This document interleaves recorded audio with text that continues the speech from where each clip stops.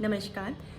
PCOD polycystic ovarian disease it is a very common female disorder nowadays. इसके cases इतने ज़्यादा बढ़ गए हैं कि हम सितंबर मंथ को PCOD अवेयरनेस मंथ के रूप में मनाते हैं। इसमें महिलाओं में एग मैच्योरेशन प्रॉपर्ली नहीं होता, जिससे उनके पीरियड्स इरेगुलर आने लगते हैं, इनफर्टिलिटी की प्रॉब्लम होती है, वजन बढ़ने लगता है, स्पेशली एब्डोमिनल वेट गेन होता है और अनवांटेड फेशियल हेयर्स आने लगते हैं। PCOS पॉलीसिस्टिक ओवेरियन सिंड्रोम ये PCOD का ही बढ़ा हुआ रूप होता है। ये एक मेटाबॉलिक डिसऑर्डर है जिसका प्रमुख कारण होता है फॉल्टी लाइफस्टाइल की वजह से इंसुलिन सेंसिटिविटी का कम होना, इंसुलिन रेजिस्टेंस डेवलप होना, जिससे बॉडी में और अधिक इंसुलिन रिलीज होता है और हार्मोन इम्बैलेंस होता है। आजकल इसे लाइफस्टाइल डिसऑर्डर कहते हैं। That means by making correct changes in lifestyle we can definitely overcome this emerging challenge. तो आइए जानते हैं लाइफस्टाइल में कौन कौन सी बातें आती हैं और उनमें कौन से ज़रूरी बदलाव करके हम PCOD के केस में ट्रीटमेंट आसानी से कर सकते हैं। लाइफस्टाइल में मेनली 3 चीज़ें आती हैं। सबसे पहले डाइट, दूसरा प्रॉपर रेस्ट और तीसरा एक्सरसाइज। PCOD के ट्रीटमेंट प्लान में डाइट सबसे फर्स्ट और की पार्ट होता है। आइए जानते हैं कौन कौन सी चीज़ें हैं जिन्हें हमें अवॉइड करना चाहिए या कम करना चाहिए। वे सभी चीज़ें जो ब्लड में इंसुलिन लेवल को इंस्टेंट रिलीज करती हैं, बढ़ाती हैं, वो हमें कम करनी चाहिए। जैसे चावल, चीनी, मैदा, ये हमें कम करना चाहिए। Butter, cheese, refined oils, excessive intake of T and coffee, cold drinks और जितने भी पैक्ड आइटम्स होते हैं, बिस्किट, नमकीन, चिप्स, केक, पेस्ट्रीज, इन सभी को हमें कम करना चाहिए, अवॉइड करना चाहिए। क्या खाना चाहिए? केवल गेहूँ डिपेंडेंट नहीं होना चाहिए, हमें अपने डाइट में मिलेट्स को इंक्लूड करना चाहिए। मिलेट्स यानी मोटे अनाज, जौ, बाजरा, चना, मक्का, कोदो, सावा। मिलेट्स पोषण से भरपूर होते हैं। इनमें माइक्रोन्यूट्रिएंट्स बहुत अधिक अमाउंट में होते हैं, फाइबर रिच होते हैं, देर से पचते हैं, लंबे समय तक एनर्जी प्रोवाइड करते हैं, जिससे हमें PCOS और ओबेसिटी दोनों को ट्रीट करने में मदद मिलती है।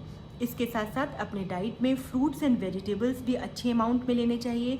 Fruits and vegetables fibre rich होते हैं, विटामिन मिनरल से भरपूर होते हैं। फ्रूट्स एंटीऑक्सीडेंट्स से भरपूर होते हैं, जो कि एजिंग प्रोसेस को डिले करता है, एग एजिंग को भी डिले करता है और इनफर्टिलिटी के ट्रीटमेंट में हेल्पफुल होता है। इसके साथ साथ पल्सेस अच्छे अमाउंट में लेने चाहिए। मूंग की दाल सबसे अच्छी मानी गई है। अंकुरित चना, अंकुरित मूंग, इसको भी हमें खाना चाहिए और मूंगफली, बादाम आदि का भी प्रयोग करना चाहिए। लाइफस्टाइल का दूसरा इम्पॉर्टेंट पार्ट है रेस्ट, जिसमें फिजिकल रेस्ट और मेंटल रेस्ट दोनों आते हैं। रिसर्चेस में देखा गया है कि लेस स्लीप या डिस्टर्ब स्लीप ये इंसुलिन रेजिस्टेंस को बढ़ाती है, जिससे PCOS की कंडीशन और ज़्यादा खराब होती है। इसीलिए PCOS के केसेस में 6 to 7 आवर्स इन नाइट और at least half to 1 hour in a day rest जरूर लेना चाहिए।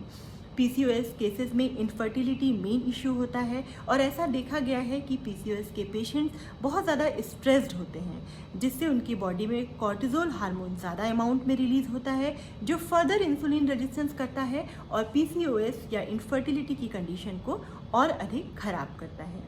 आयुर्वेद में गर्भ धारण कराने वाले कारणों में मन की प्रसन्नता को सबसे प्रमुख कारण माना गया है और कहा गया है सौमनस्यता गर्भजनानाम श्रेष्ठम।